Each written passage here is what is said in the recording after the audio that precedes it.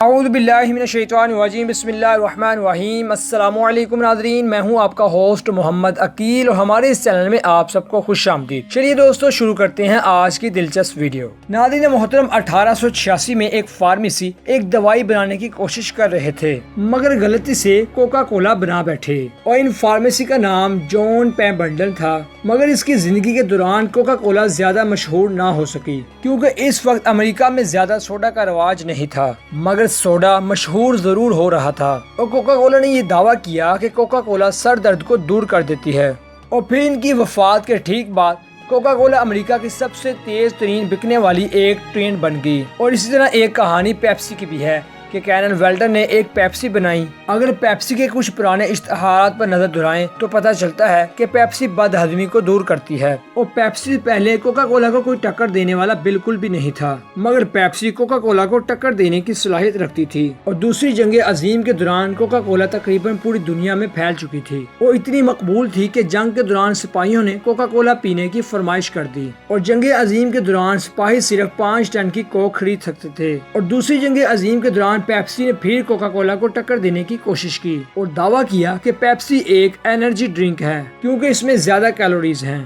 Pepsi نے ایک ایسا حل نکالا کہ پیپسی نے اپنے اشتہارات سیاہ فام لوگوں کو دکھانا شروع کر دیا کہ جس کی وجہ سے امریکہ میں بہت سارے اس کی مارکیٹ چلنا شروع ہو گئی، جس کی وجہ سے کوکا کولا نے بھی 1955 میں پیپسی کی نقل کرتے ہوئے سیاہ فام لوگوں کو دکھانا شروع کر دیا، اور جس کی وجہ سے کوکا کولا کو کوک کہنا لوگوں نے شروع کر دیا۔ اور 1953 میں پہلا پلانٹ پاکستان میں کوکا کولا کا لگایا گیا، اور پیپسی نے مکسنگ کے ذریعے کمیونسٹ لیڈر جون سے درخواست کی کہ وہ کیمرہ کے سامنے صرف ایک گھونٹ پی لیں، اور پھر پیپسی کی یہ بات مان لی گئی، اور پھر پیپسی نے یہ تصویر اپنے اشتہارات میں بہت زیادہ مقبولیت حاصل کی۔ اور دیکھتے ہی دیکھتے 1959 یعنی 1959 میں دیکھتے ہی دیکھتے پیپسی بھی پاکستان میں آ گئی، اور کوک اور پیپسی کے درمیان لڑائی صرف صدیوں سے ہی چلتی آ رہی ہے، اور پوری دنیا کے برعکس پیپسی پاکستان میں زیادہ پسند کی جاتی تھی، اور 19 کی دہائی میں پیپسی کے پاس 70% سے زیادہ شیئر آ چکا تھا، اور کوک دیکھتے ہی دیکھتے تقریباً مارکیٹ سے ختم ہو چکی تھی۔ اور 80 اور 90 کی دہائی کے درمیان پیپسی نے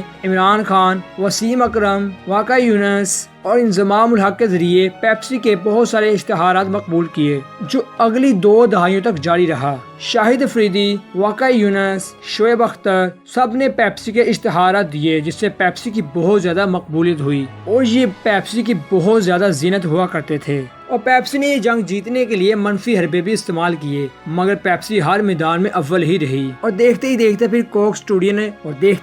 کوکس نے جو سب سے بڑا کام کیا وہ تھا کوک اسٹوڈیو، اور پھر اسی کے ذریعے کوک اور کلاسیکل میوزک کو نوجوانوں میں بہت زیادہ مقبول بنایا گیا، کیونکہ پاکستان میں تقریباً 50% سے زیادہ 19 سے زائد لڑکوں کی تعداد ہے، اور اسے پاکستان کے ساتھ ساتھ انڈیا میں بھی مقبولیت ملی۔ اور اس وقت عالم یہ ہے کہ کوک اسٹوڈیو کا پوری دنیا میں شیئر 75% چل رہا ہے، اور پیپسی سکا کر 20-22% تک آ چکی ہے۔ پیپسی کے درمیان ایک اچھی خاصی ویڈیو، ہم امید کرتے ہیں کہ آپ کو یہ آج کی ویڈیو بھی پسند آئی ہوگی۔ ویڈیو پسند آنے کی صورت میں ہمارے چینل کو سبسکرائب، لائک اور شیئر کیجیے گا۔ دوبارہ جلد حاضر ہوں گے ایک اچھی نئی ویڈیو کے ساتھ، اجازت دیجیے، اللہ حافظ۔